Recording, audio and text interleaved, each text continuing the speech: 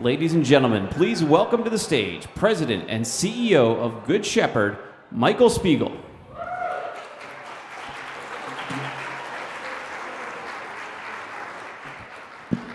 Okay, who's psyched to hear Zion tonight? Woo! I can tell you, I've been waiting since November, since we asked Zion to be here. I've been waiting, watching his videos, waiting to see him. So, good evening. My name is Michael Spiegel. I'm the Chief Executive Officer here at Good Shepherd. We're incredibly glad you're on our South Allentown campus for our program tonight. Program's name is Turning Losses into Wins. It's a special evening with Zion Clark. And tonight is the first of what will be an annual series about bringing great people into Lehigh Valley to be able to talk with us. One of our pillars at Good Shepherd is perseverance. Perseverance is the ability to push when things are getting tough. Perseverance is the power it takes to get through an obstacle. And when you're facing that mountain in front of you, perseverance is the gift that gets you up that mountain, moving forward 1 inch at a time. And I can tell you tonight, we're all going to be inspired by really great stories of perseverance from Zion. But before we introduce Zion, I'd like to invite Melanie Falcon, WFMZ TV news anchor and reporter, to the stage. Melanie is going to serve as our MC for the night, introduce Zion, and then MC our Q&A at the end. So hope everybody has fun. Think we're in for a great night.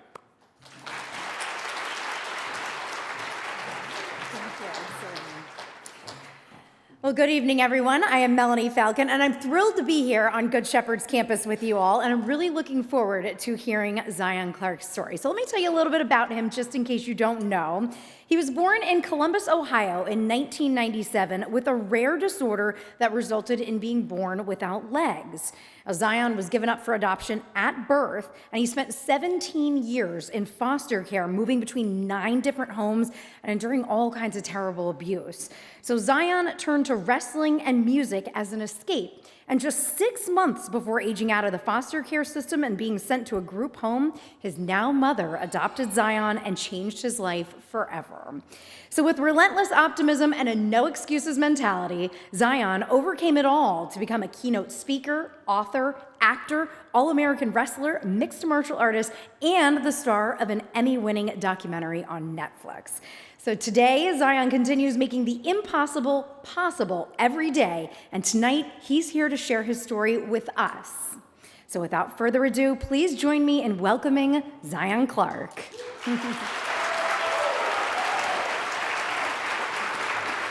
One thing I learned from wrestling, and I was able to actually apply it to almost all aspects of my life, which is just the fact that you gotta just keep pushing forward, you gotta keep working hard, you gotta keep trusting the process. Because if you're putting in the work, you're putting in the time, you're putting in the effort, good things will come up.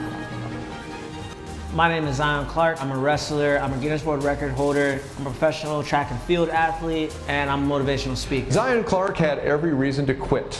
Born with a rare disease and then bounced around to different foster homes for 16 years, yet he never gave up. His inner strength turned him into a neighborhood all-star. Our next guest is going to blow you away. He was born without legs due to a rare condition that affects his spine, but that has not stopped him from becoming a college wrestler and an inspiration to everyone who meets him. From Massillon, Ohio, please welcome Zion Clark and his mom, Kimberly. When you live your life by no excuses and hold yourself accountable, you will find greater reward in what you do morally as a human being than anything else. If I can do it, everybody else can do it. I'm no different from you. I'm not different from anybody else here in this room. I'm no different from anybody else here on this planet. I'm your regular dude living the human experience just like everybody else is living the human experience. I'm just so happen to be a guy that I feel like I have the ability to help people realize their potential. What I've been trying to show people is that no matter what your disability is, it's not a disability, it's an ability to show people that no matter that you're different, you can still make waves, make change, you can still leave an impact. One of my biggest statements I say is you don't need legs to leave a footprint on this planet, because you don't.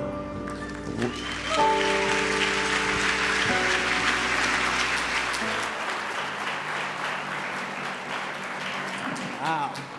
You guys hear me? All right, how are you guys doing? It's lovely to be here. You know, I'm from this part of the country, so I always like coming back this way. So just to get everything started, my name is Zion Clark. I also go by Big Z. I'm from Massillon, Ohio, originally from Columbus. And the great intro, I'm a multi-sport professional athlete. I'm also an author, an actor, a musician. But let me tell you first off, about my come up. You know, I didn't have a family growing up first. And with that being said, not having the type of guidance or type of help to push me in the right direction made life challenging. On top of my disability, which is called caudal regressing syndrome. And, you know, when you are a young kid with no guidance and you have my disability and all these life problems stacked on top of you, it makes it hard. But here's the thing. What happens when we fall? Do we stay on the ground? No, we get back up and we consistently try to push forward. I want to talk to you guys about what it is to learn how to grow from failure to success. So the one thing I really want to say is it's good to fail. And to some people, you're like, what? Why? No, it's good to fail because when you fall, you learn from that experience. When you're a kid riding a bike, you fall off your bike. You learn, okay, if I fall again, maybe I should hit the ground a different way. You're learning. Even in that moment when you're still falling, you're learning. And the thing about failure is that without it, we wouldn't have had some of the most successful men and women here today. The men and women that work at the hospital here, I know for a fact they have failed multiple times just to get to where they're at. Listen, I couldn't do as much schooling as these guys went through. Let's just say that. I'm an athlete. I'm what you call a musclehead.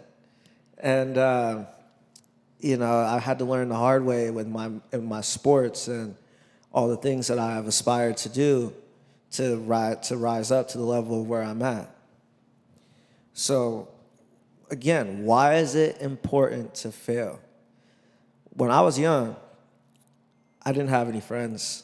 I didn't have any family. I didn't have any guidance. And I was going down a really dark and wrong path. And I didn't understand what could have awaited me in the future. Because with all the things happening in my life, there was no focus. There was no clarity as to what I wanted and where I wanted to be at. And part of that failure was, you know, not necessarily on me, not necessarily on the person next to me. It was a collective whole. You know, it takes a village to raise one person up. And I didn't even have a village. So when I got adopted, which, you know, I got to thank the stars for my mother. When she adopted me, it opened like a floodgate to all the possibilities to what we can do. It opened my eyes to what the word limit meant, what the word limitless means. You know, a lot of people, they go about their days consistently without seeing any progress. They do the same thing every day. They wake up, you go do a job. You go to sleep, you wake up, you go do a job, go to sleep, and it's on a never-ending cycle. What happens if you stick a fork in that cycle? Something magical can happen. And that's what happened with me. I was stuck in the same cycle of failure. I was consistently getting in trouble, consistently not following the rules, consistently breaking the law. And part of that was due to my circumstances, the places I was at, the people that was around me. And it made learning and growing hard. But then along that journey, I learned how to start asking for help. I learned how to start asking people for guidance. You know, there's a lot of people in here, for you younger guys and younger men and women in here. Some of these kids I see in here, don't ever be afraid to ask for help. Because 9 times out of 10, all you have to do is ask. And that's what I started to learn from my family. They started to teach me that, like, look, if you're struggling, ask for help. If you're struggling, don't be afraid to go up to somebody that has their best interest at heart for you. And with that being said, I learned how to start asking for help. And now let me bring it to my wrestling. I'm a wrestler. Like, I've been doing this 20 years, and I lost the first 200 matches of my entire career. Just got the crap kicked out of me for about 10 years straight.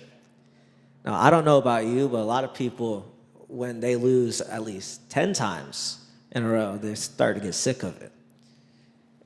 I had such a love for the sport that I couldn't stop. Yet I kept losing. And again, why is failure so important? Because in all those losses, little by little, I would learn different positioning. I would learn different ways to move around. I would learn different ways to communicate with my teammates so we could all come together as a collective whole and beat these other teams and really succeed together. And it really started to make me focus on things bigger than myself. You know, after that final 200th loss, I started really hunkering down because I had accumulated so many failures and so many losses and learning moments to the point where either something good was going to come out of this or we're going to just be stuck in the same loop. And sometimes what it takes is being sick and tired of being sick and tired. Would you agree? Absolutely. And so, with that being said, then here comes the success. Now, when you get that first little taste of success, that first little victory, no matter what it is, for a baby, it's taking its first steps. For a businessman, it's closing your first deal. For an artist, it's making your first masterpiece. When you hit that level of success, do you sit on it? Do you just completely covet it and make it everything that you're surrounding your life around, or do you continue to keep growing and you continue to keep progressing? That's what it is. So I took my failures as a wrestler, and then slowly but surely, over the span of this last 20 years, I've been able to turn it into something magical to where I can affect people and I can inspire people to do things like me, do things better than me. For instance, just earlier today, last year, this really hits home with this right now. The levels of success and loss that we have can translate into somebody else for all the right reasons. I was at this Runway of Dreams in Los Angeles last year, and there was this little girl, and she came up to me. She doesn't have legs, just like me. And she was really excited, excited to meet me, wanted to talk and take pictures because she knew I was a wrestler.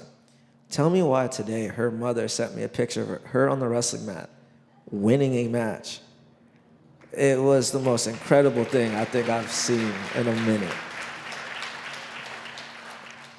And I feel that she understood that message I was trying to give to her, even though I wasn't speaking too much. It's leading by example. It's leading by showing people the right way to do things. This little girl, I wanted to show her that, listen, the world's yours. You can do what you want with it. We all have the ability to be great and access this type of inner strength that most of us don't realize that we have. A lot of people in here, I feel like we go our lives without realizing our true potential. But here's the thing about that. It doesn't matter the age. You could realize your potential at 5 years old. You can realize your potential at 50 years old. It doesn't matter. What matters is you recognize what your worth is. Because we are all worth more than the biggest chunk of gold on the planet. Because without us, what would be happening? Nothing. So with that being said, we need to learn how to fall correctly, get up, and lead people correctly. Because without the leaders, without this younger generation that, I've seen things. I keep my eyes open. Without this younger generation, with the same attitude as the ones coming before them, we're going to fall apart. So we need to help them learn how to fail help them learn how to get up, and then help them learn how to lead. And that's what part of my mission is. Because I'm not going to be doing this forever. You know, we're all not going to be doing what we're doing forever. We have to continuously pass the torch for improvement and growth as the human race in general. No matter where we're from, each generation brings something new. Every year we bring new life into the planet. So with that, help your kids fail. Help everybody get up. Help lead everybody in the right direction. My biggest problem when I was coming up was asking for help. I was super stubborn. You know, I would try to get on a bike, I would fall off, someone ask me for help, I'd be like, no, get out my face. And I would just try again. But I actually asked for help one time on how to keep balance, and my homie like tweaked my handlebars so I could grab them. Next thing you know, I'm riding a bike. Just from asking for help. You know, everything that's happened in my life has been because I've opened my eyes, my ears, and my heart to people that are suggesting things for my benefit.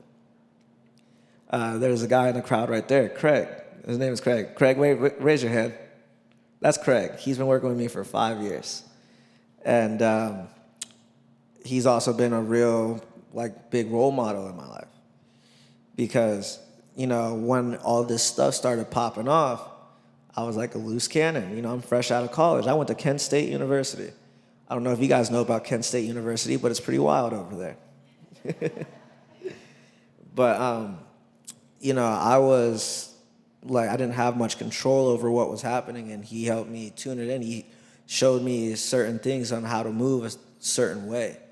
Along with him and my mother and my sisters and my grandparents, my cousins, everybody as a collective whole really had the same vision for me. And again, ask for help, you know. I asked Craig, I was like, you down to help me? And he was like, hell yeah, let's do it. You know, and this is 5 years later, and I'm sitting in front of a crowd like this. There's the proof in that. You know what I mean? Sometimes it's not about just talking about it, but it's about moving about it. Don't be about it, move about it. Being about it to me is just like talking about it. Move about how you want your life to go. You want to be a police officer. Do the type of training you need. You want to be an artist. Study the type of artist you need to study. You want to be a fighter. Try not to get hit too much. But it's really detrimental for us to learn how to keep growing. You know, I'm only 25, and I feel like I have a lot more to learn. But so far in my life, I feel like with this levels of success and acceptance that I've gotten from people and the world, I feel like it's important to keep growing. And another big thing for me was inclusivity. One of my biggest things I really try to put on people, not even put on, but I want people to support me in, is making the world a more inclusive, adaptable, accessible place. And I'm not talking about just physically disabled, I'm talking about across the board, make everything accessible. Because when I was growing up, on top of all the trauma I went through, on top of all the abuse I went through, I couldn't get my wheelchair up some steps. And it kind of made life difficult. You know, you want to go to the park with your friends, and they go up to the, whatever the thing is that usually sits in the middle, has a big, yes, thank you.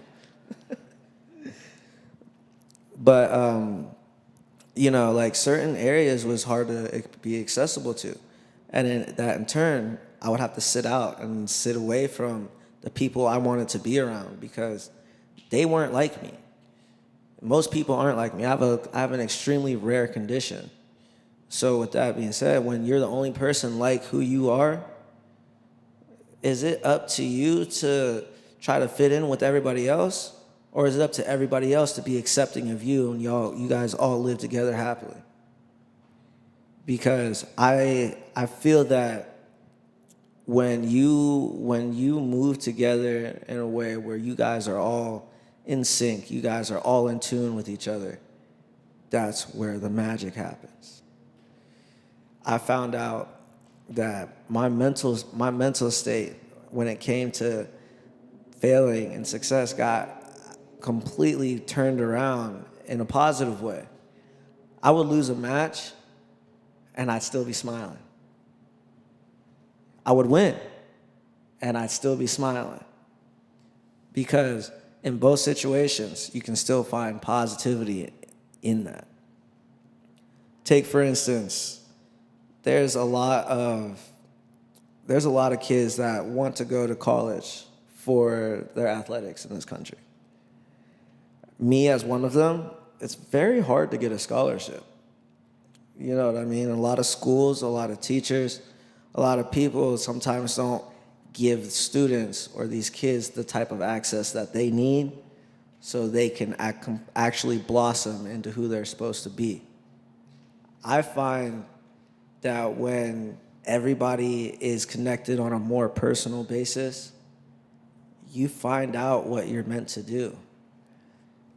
Because in this day and age, it's almost like it's written in stone that this is how if you want to get to point A from point B, this is what you have to do. But what if you walked around point B to point A, or you cut through it diagonally, or you did some zigzags? Doesn't matter how you move, but what matters is that you get to the goal. Because, you know, I feel like I went about what I'm doing completely differently. I failed public speaking in college twice. I'm not proud of that, but you know, I went about it a different way. And one of the biggest things that, you know, I haven't talked about it really since my first speech was there was these kids when I was in college who had suffered far beyond the levels of what I've went through. They were Syrian refugees at the time where there was a lot of conflict going in Syria, and their parents sent them out from Syria to escape the war so they could have a chance at life. And these kids, they wrote me letters. I was in the height of my college career. These kids wrote me letters. I'm coming off an injury, and I'm coming off of just trying to, you know, do my thing. And I never felt so humbled. Because these kids have seen bombs, explosions. These kids have seen real death and suffering. And yet, I didn't even realize the type of smiles I was putting on their faces. A lot of them didn't even speak English. So, with that being said, you don't know who you can be affecting at any moment. You don't know whose life you can change by just giving somebody $1 or giving somebody a sandwich. You know, it's the smallest things that can make the biggest difference. And I'm seeing like a domino effect. Why don't we all be the driving force that knocks down that first domino? What's the reason to not do that? There isn't. Do it. You know? So I feel that we can really be something special as a whole. You know, there shouldn't be people at different statuses. There shouldn't be people different levels of what they do. I feel that people should, in general, learn how to lift everybody up together. When one falls, we all fall. When one rises, we all rise. And that's the type of mentality I feel like I've adopted with my team, my family, and all the people that I associate with myself with. My mother told me this. My mom told me this a couple years ago. She said, when you fail, Clark family, we're failing. When your sister fails, you better lift her up too. He said, when you fail, she's gonna lift you up too. You know, we're all intertwined within each other. And then from that strong family base, we're able to reach out and touch other people. And I'm telling you right now, a lot of people ask, who are your role models? I didn't have anybody to look up to until I got adopted. My family, to me, are the strongest, most powerful-minded people I think I've ever met. For example, my older sister tore both of her MCLs when we were in high school, and then jumped 18.5 and a half feet to become Ohio State champion. You know, she lit that fire in me to become a professional athlete. Because I don't know if you guys know anybody who's torn an MCL and jumped that far. That's kind of ridiculous. So I feel that inspiration comes from everywhere.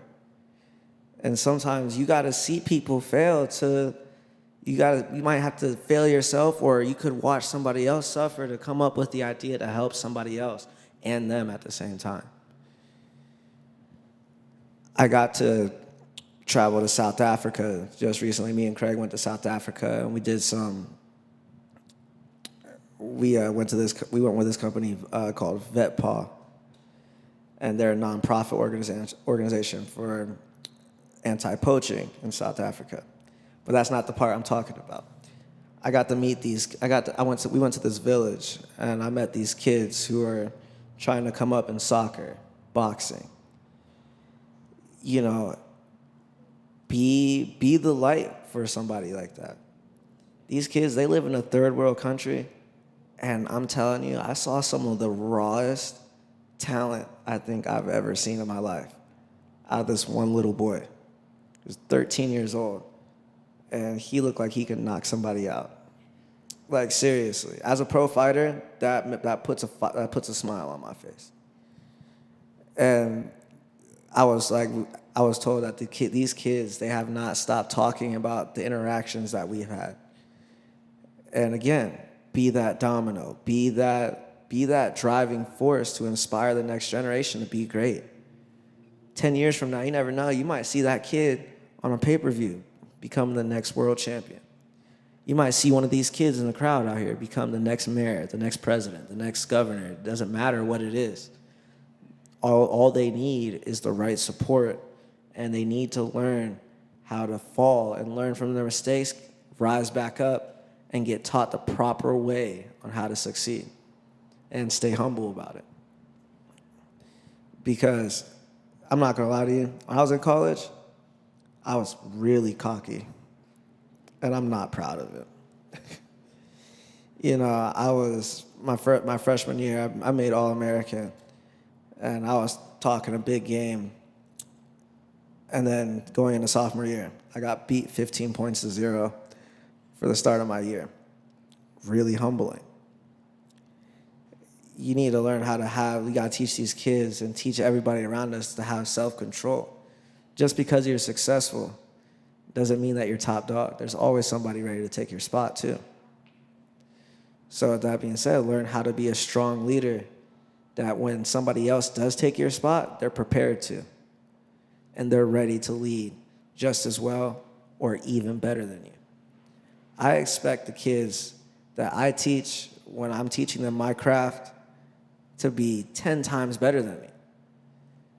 Because that's what we want. As a parent, you want your kids to grow up and live even more nourishing, successful lives than you, right? So it's no different for everybody else. Anybody that you take under your wing, teach them the ins and outs of everything that you know. Teach them how to fail. Teach them how to get up. Teach them how to move forward. Teach them how to run. Teach them how to sprint. Teach them how to smile when they fail. It's one of those things that I can't get enough of. And leading into the last thing I want to talk about is what is it, like what do you define success as? We've talked a lot about failure, but how do you define success? My definition of success is how you perceive it yourself. Because success to somebody else might not be success to you. But success to me could be just waking up and getting out of my bed every day, or just having the pleasure of waking up. That's a successful day right there, because you get the chance at another day, another chance to start over, another chance to fall, another chance to get back up again and again. Success can be the smallest thing. Success can be the biggest thing. I've learned a lot of that from my little 6-year-old niece. Cutest little girl, by the way. She has the most fiery attitude, but her issue is that when she falls or she has success, she pouts about it. So what me and my family have been doing is when she gets upset, we're like, Malia, smile. She looks at me like this. And like slowly but surely over the last couple of years, whenever she's having a bad day, whenever she messes something up, I'm catching her with a smile on her face. Because that's how we need to teach these kids. And now she's also a little genius in the making. Last Thanksgiving, laid out a whole business plan to sell mechanical pencils and do other girls' nails at lunch. And she, I looked at her and I just thought to myself, I was like, this little girl's gonna be rich someday. For real. And I told her, I was like, Malia, what are you gonna do if you make a bunch of money? And mind you, I'm asking this to a 6-year-old. I'm like, what are you gonna do if you make a bunch of money doing what you're doing? She said, I'm gonna buy more nails and more mechanical pencils. And I was like, nice. Because she's starting to understand that she needs to keep improving on herself and her tactics. If she wants to have any sort of success, don't get money and blow it. Invest into yourself. And forget about money for a second. Invest into yourselves and everything that you do. Anytime you step outside your house, is what you're doing worth the consequences, whether they're good or bad? That's what I think about every day that I step outside. Because I'm not perfect. You're not perfect. Nobody's perfect. But what we are imperfect. We're like imperfect perfection. We are perfectly imperfect to the point that one day we could be having the worst day of our life, and the next day could be the most fantastic moments that we've ever experienced. Invest into yourselves and learn how to just love life, because the more you love yourself, the more you love life, the more success you're going to have and the less failures you will eventually start to see. Because you could be a cutthroat businessman and be the most unhappiest guy in the world. But you could also be a janitor working at a school and be the happiest guy in the school. You know, I've seen it. It works like that. Learn to love yourself, because if you don't know how to love yourself and love the people around you, there is no success. There's no future, because it all starts with you. It doesn't start with me telling this to you. It starts with you.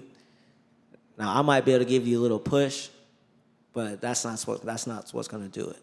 I want you going home tonight thinking about what is it about me that makes me love my life and love myself? Because that's where you're going to find the success at. I'm Zion Clark. Please welcome back to the stage, Melanie Falcon.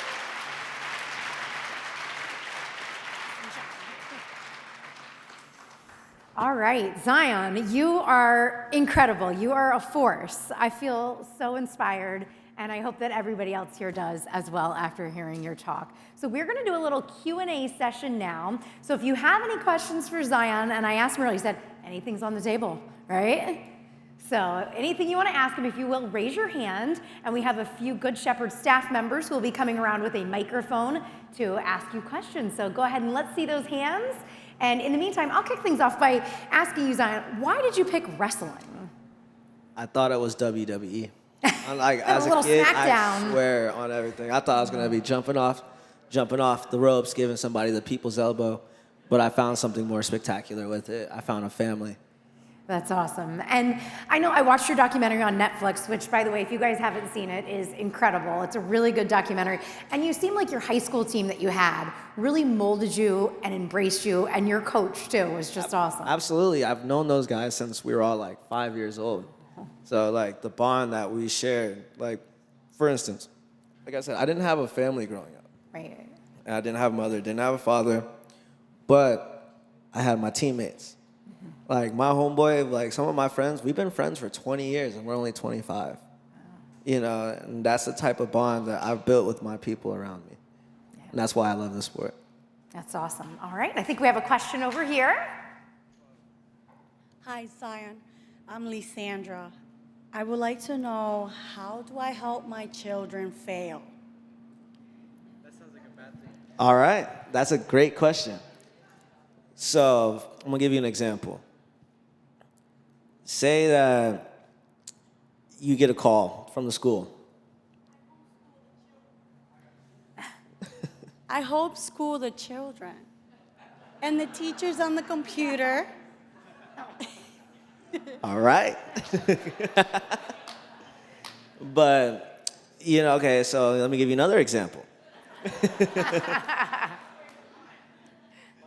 But say that they're failing like the test that you give them, and you're not seeing any type of progress.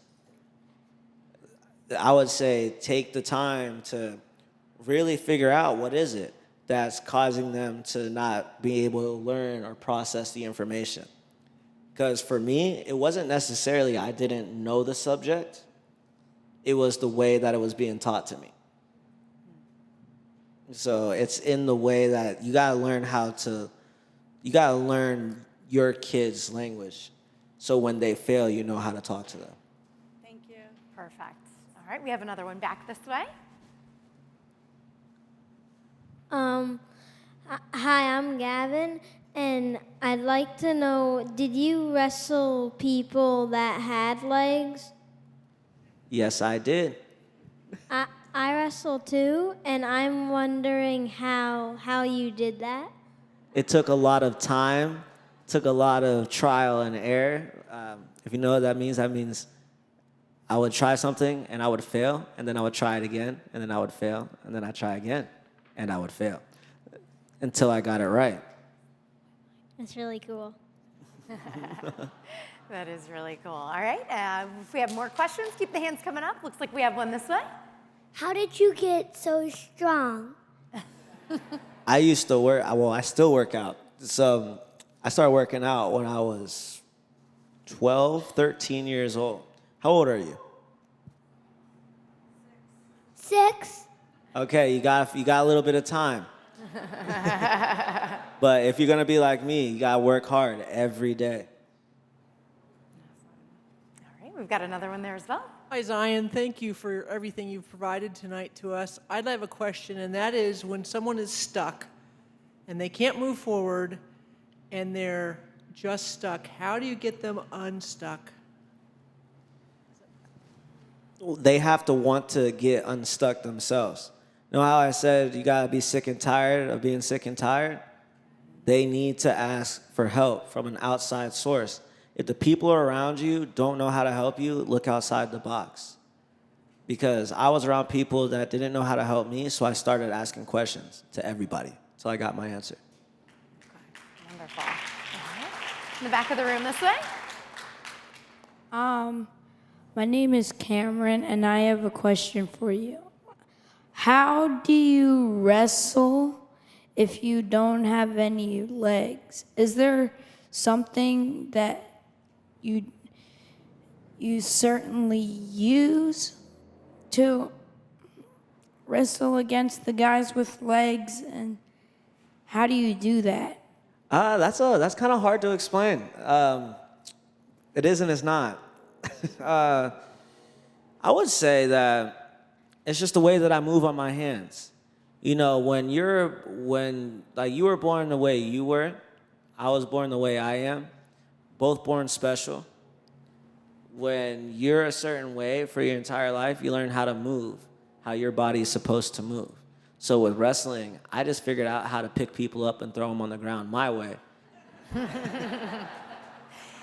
And along those lines, Zion, I wanted to ask you, because it came up in the documentary, that at one point you actually were fitted for prosthetic legs. Yeah.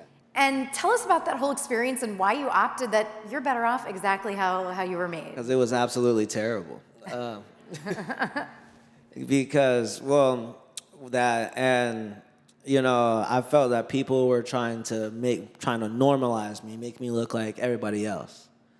And the prosthetic legs had a function to straighten my spine out. I had 2 major spinal surgeries when I was an infant.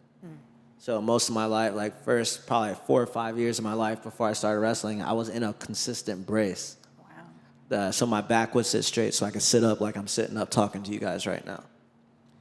But then by the time I was 15 and I saw no point and they were just trying to make me wear it to look like everybody else, I broke them and threw them in my basement and told my mom, do not take these out the basement. And I'm pretty sure they're still in the basement. Another question right there in the middle of the room.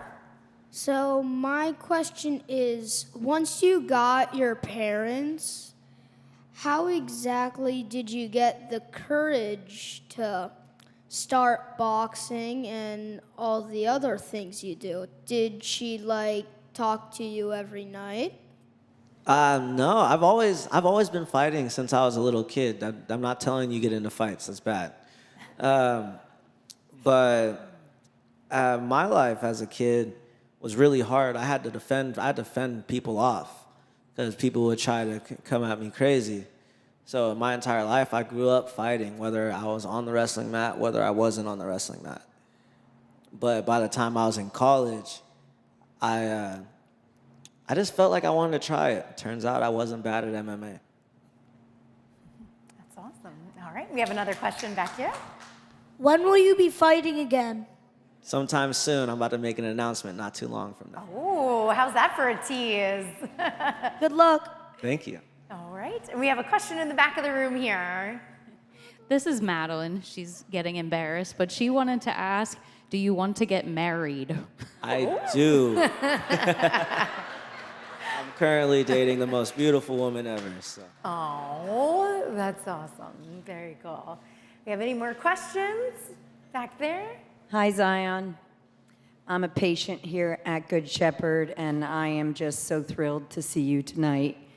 I have a question. How did you get paired with your parents? How did you find each other besides what I'm thinking? I was getting kicked out of my last spot, and I was about to be sitting outside with a trash bag full of clothes on the street, and my mom took me in as a last resort option, and she wasn't even licensed to have boys.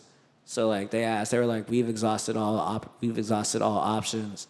I was either about to be put on the street or sent to a group home in Cincinnati, Ohio. And so that's how I met my mother. Wow. That's powerful. All right, another one in the back of the room there. I'm back here. Hi, Zion. There you go. Hey, just quick question. I'm a big MMA fan. Just wanted to know who your favorite MMA fighter was. Well, it's currently John Jones. Yeah. You see, I beat him in a push-up contest after his, smoked him. Oh, all right. Awesome job. All right, here. Diane, my name is Jeff. We met before. I've been living at Good Shepherd Waker for over 15 years. My question to you, have you ever heard of Nick Vujicic? Yes, I have. The one with the legs and arms. Yes, Nick, he is an amazing, I haven't met him personally, But I follow him on Instagram, and he's an amazing individual. I love to see the stuff that he does, and he is a powerful motivational speaker. That's wonderful. It looks like we have a question up. Oh, there first, and then we'll get you there. How do I teach the teachers to not treat our children less because they're different?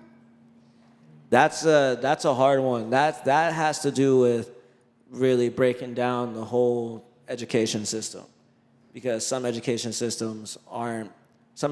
might be built for just a certain type of kid, and there are millions of people around this. There are billions of people around this planet. We're all not the same. We all don't learn the same. Or about other children when we're at the park? Wait, say that again? Or when we're at the park, how do I teach my children to teach other normal children to respect them? There's people that, I'm partnered with this organization called Shane's Play, and they're a big advocate for inclusion. I'm also one of the head leaders for inclusion across the planet. It's more about just people for me, they would come up to me and be taken aback because I don't have legs as a kid. And they would point, and I would hear them talk. But as I've gotten older, when a little girl's like, "Mom, he don't have legs," or a little girl will be like, "Why don't you have legs?" You just go up to him simply and explain to him, we were all made special. He's no different than you. He's just special. And we treat everybody like they're special, whether they have legs, whether they don't, or whether they're different, whether they're not. Awesome. Playing off that real quick, I want to ask you, because I'm a mother as well, and I've always read online when you see a kid with a difference, it's okay to go talk to them, go ask them. And would you agree with that, though? I would, absolutely. I'm telling you right now, being part of the, I don't like the word disabled. I would say physically challenged community. Mm-hmm. I would rather you just come up to me and ask me rather than point at me and talk about me where I can hear you and see you. Yeah, awesome. I've always read that and wondered if it was true. So yeah, no, that's absolutely true. All right, question back there. Gavin again. So were you born with the name Zion, or did your parents that adopted you give you the name? I was born with the name Zion. Wow. Nice.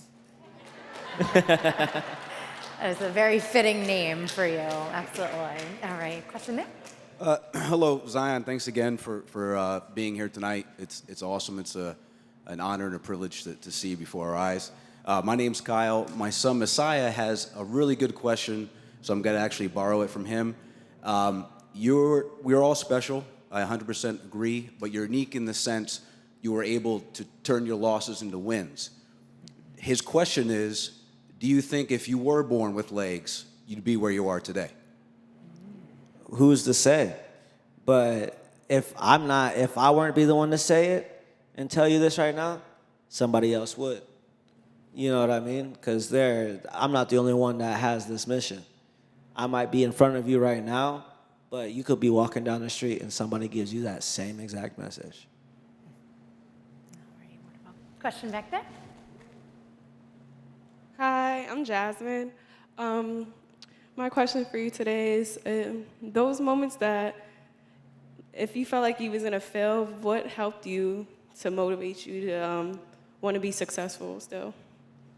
I learned how to love failure. As a martial artist, when you lose, it's literally just you getting beat up. So, and I'm saying that in all seriousness. I've had my nose broken, fingers broken, arm broken, jaw broken. I've lost teeth. When you lose, in my job, when you lose, it hurts severely. So you got to learn how to love it and learn from those moments. And that's all it is. It's stop saying loss, start saying learn. I would come home from a wrestling tournament that I didn't even place at. They'd be like, "How was the tournament?" "I learned today." But in all reality, I was learning. I love that. Turn your losses into learn. That's wonderful. Question back here. My name is Michael, and I have one leg, and I am also a wrestler. So I have a question. What encouraged you to box and wrestle? Wrestling, I thought it was fun. Boxing and MMA, so like I do every martial arts in one sport. So one part of a match I could use wrestling, one part I could use karate, another part jiu-jitsu, another part Muay Thai, just depending on what's accessible. I like the possibility of what you can do when it comes to martial arts. There's not one way to do it, and that's why I love it. Wonderful. Question in this back of the room. Yeah, hi. My name is Kenlety Sires, and I just want to say I've been coming here to Good Shepherd for over 7 years, and my wife, and I just want to say that you're a big inspiration. I want to thank Good Shepherd for everything they've done for my family, for me, and I just want to say thank you. You're a big inspiration. I hope I speak for everybody here in saying thank you for coming, because everybody's asking you questions, but I just want to tell you thank you. Thank you.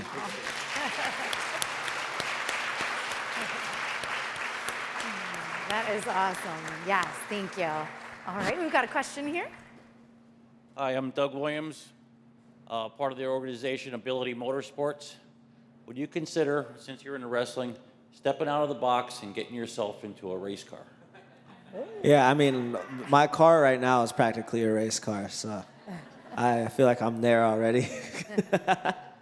So in the future, I might be able to make that happen. Yeah, are you gonna race me? Do you want to race me?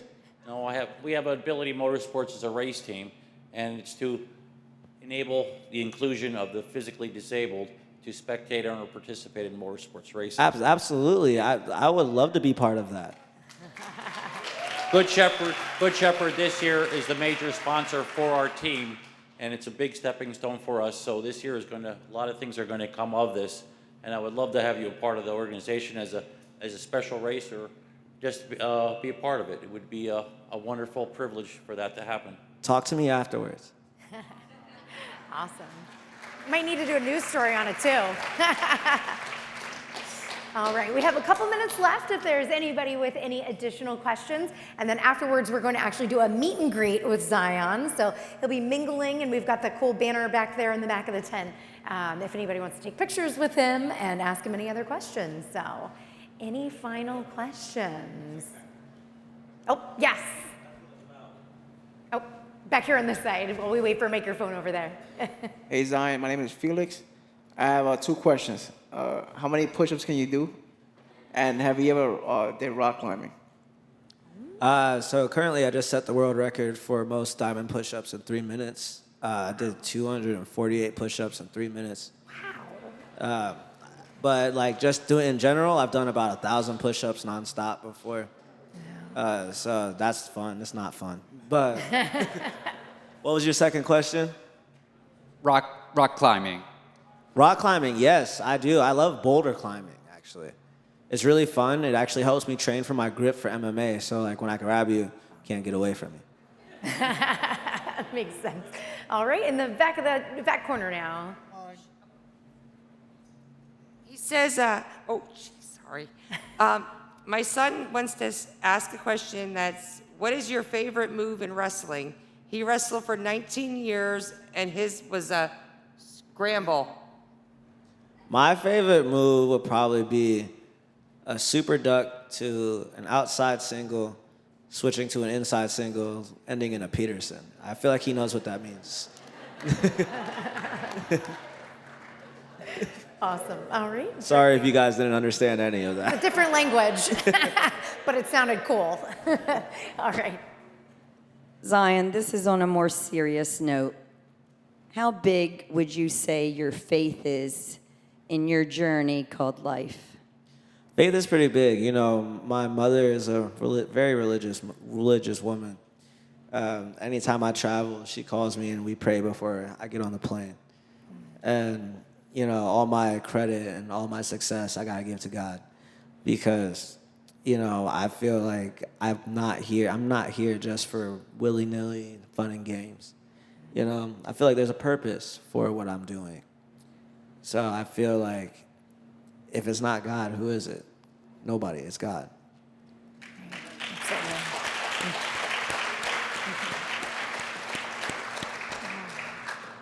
Any more questions this evening? Or I think everybody just wants to meet you and take a picture with that $1 million smile. So a couple of notes before that is that Zion, on April 11th, you have a book coming out called Work With What You Got, a memoir. So how was it writing your first book? It took about 3 years. Wow, all right. But no, on a serious note, I've had the pleasure of working with Candlewick and my writer, James Hirsch. He's a famed writer for writing for the Obamas, the Beach Boys, and really talented, very talented man. And I'm really excited for you guys to see my perspective and viewpoints on life and what we can be as a people. Awesome. And if you want to check out that book, you can go to linktree.com/Zion Clark. And like I mentioned, we're going to do brief meet and greets with Zion afterwards here in the tent. And on behalf of Good Shepherd Rehabilitation, thank you all so much for being here tonight. Zion, thank you so much for inspiring us and sharing your story. Have a great night, everyone.